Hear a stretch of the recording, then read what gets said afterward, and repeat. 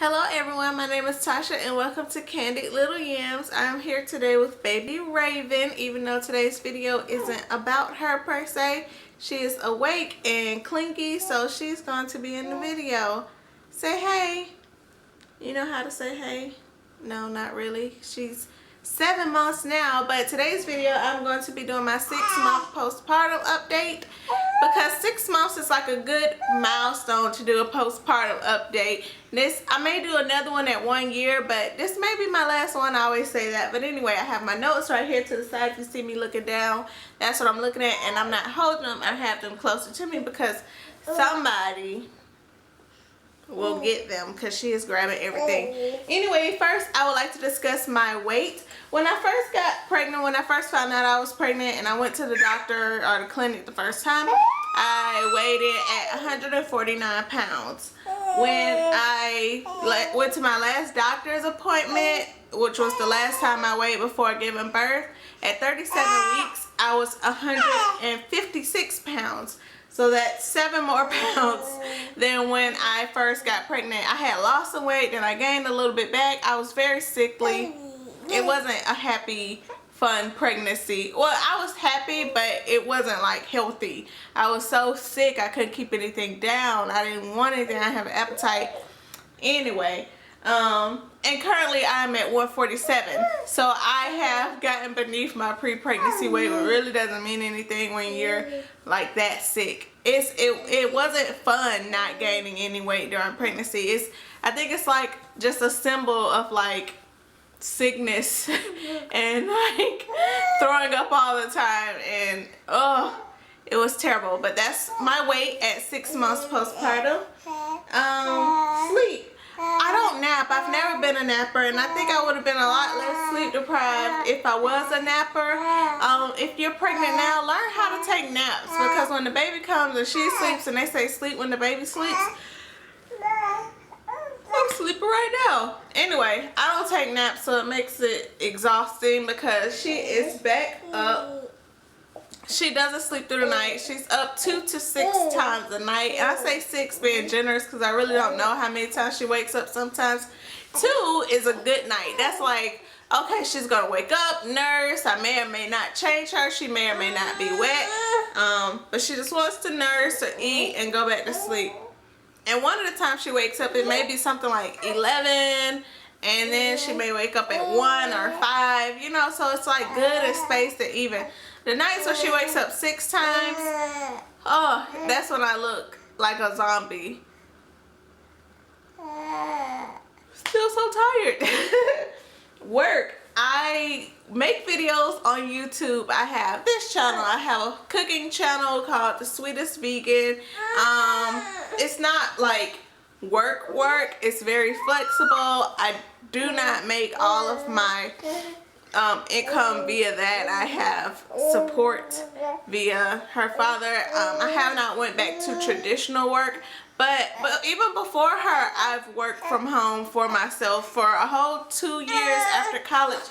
So that's not anything like brand new for me to not be working a traditional job. But when people say work from home, most work from home, like telecommuting jobs, like for a company, you still need a babysitter. And sometimes I still need a babysitter to get things done, and I don't have a sitter. I had gotten employed, like I went to a job interview, got a job, not working from home, like in a place, and it was overnight, and my grandmama said before I had the baby that she would keep the baby overnight. When this little attached monster actually appeared and cried all the time, my grandmama, when it came time for me to actually go, like I had been to orientation kind of, and she was like, I don't think your baby is ready for you to go back to work. I was like, okay, whatever. I'll tell them my babysitter fell through. So that's where I'm at right now. As far as my partner, boyfriend, baby daddy, we are still together. We still live separately. It's going well. And I was going through this thing, like, I call him my partner, like a gay couple, because that best describes what we have. I feel funny calling him my boyfriend because we're grown, he's not a boy, and because we do have a child together, and I feel like I feel weird calling him a baby daddy because that kind of, or just my child's father, which is also true, but it kind of denotes that we're not together. So I just call him my partner, I guess. I don't know. And that will segue into my bond with him, and then I'll talk about my bond with the baby at 6 months postpartum.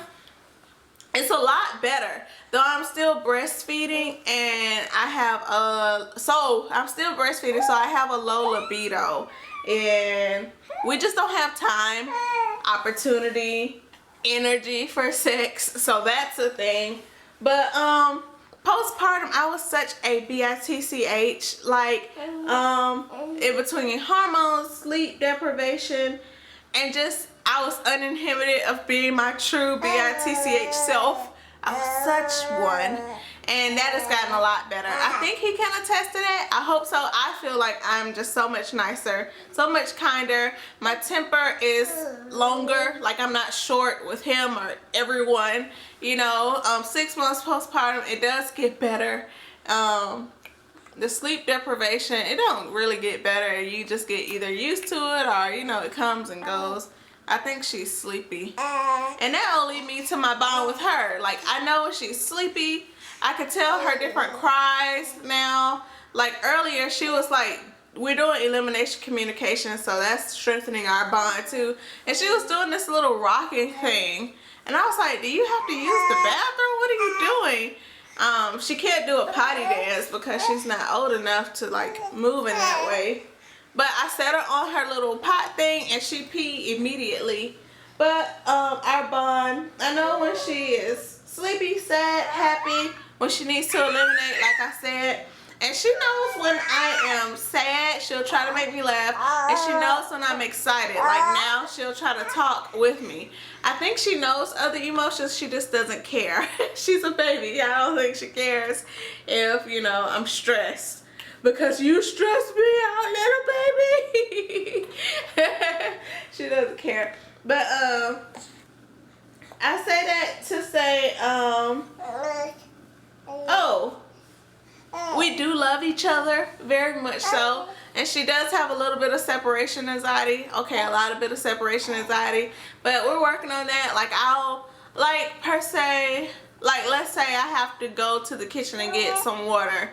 I won't take her with me. I'll leave her in a safe place, probably on the floor on a blanket with a toy, and then I'll just go and get the water and come back, and hopefully that'll teach her like, I'll leave you, but I won't forsake you. I'll always return to you, little one.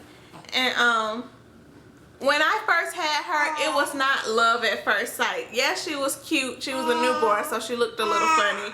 And she's still adorable. But you know how people be like, oh, it'll be love at first sight. And I don't want everyone to think like, oh, I feel bad because I didn't have that gushing of emotion. Like, I loved her, but it was in a very primal, lizard brain, rudimentary, like, reflex way. Like, feed baby. Like, I knew I needed to take care of her. It was like a very bottom level, Maslow level of caring. Like I needed to keep her safe. I needed to keep her sheltered and clean and warm. But as far as like higher levels of emotion and like, you know, I don't know how to explain this. But now it's, I hate to say it's kind of like when I got a dog. Like I had gotten a dog, so I knew I needed to take care of him. But he wasn't attached to me. He would go to anybody who would feed him. She would go to anybody who would hold her. But now she's like selective. Like, no, I want my mommy. And I love her in a way like, of course I never wanted anything to happen to her. It's very hard to say. It's very hard to explain the bond that we had at first versus the bond that we had now. I guess your love just grows from a way of like, I need to take care of this helpless human, to, oh my gosh, when I look at you my heart swells. You know, something like that. So that is it for my 6-month postpartum update. I hope you enjoyed seeing me and baby Raven, and we'll be back with more videos because I will be pumping them out. Subscribe if you haven't, leave comments. I love your comments, questions, and concerns, and goodbye.